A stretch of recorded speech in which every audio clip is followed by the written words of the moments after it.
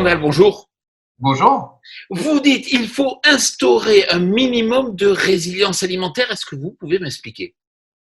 Alors, on l'a vu au travers de cette crise, l'alimentation est très importante. Et l'agriculture était, comme l'a dit le président de la République, la deuxième ligne de cette crise qui permet de faire continuer à avancer et continuer à alimenter l'ensemble des concitoyens français. Donc, c'est très important.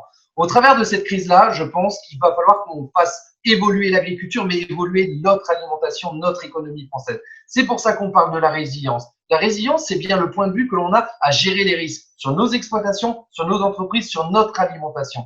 Et pour moi, ça passe par de la relocalisation. Il faut relocaliser nos entreprises partout sur tout le territoire. Pour ça, il faut qu'on puisse avoir des dispositifs spécifiques pour accompagner les entreprises qui vont rester en France, mais aussi qui vont venir s'installer demain en France. Des dispositifs sur la TVA, peut-être de la TVA sociale que le gouvernement va pouvoir mettre en place pour faciliter l'inscription d'entreprises sur nos territoires, mais aussi sur les charges sociales. Il s'agit bien de compétitivité. Si demain on veut rester compétitif sur notre alimentation, sur nos produits, sur notre économie, il va falloir aussi trouver des leviers sur les charges sociales.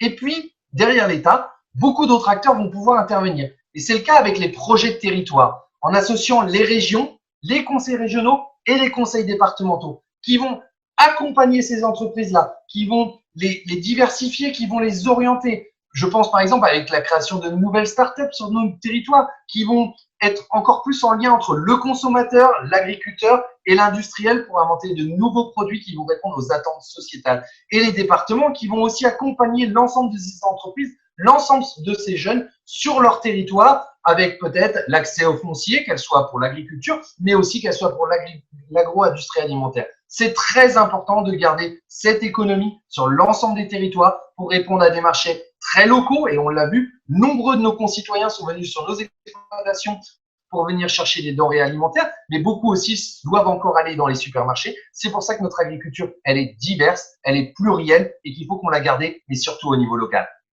Merci beaucoup, Samuel.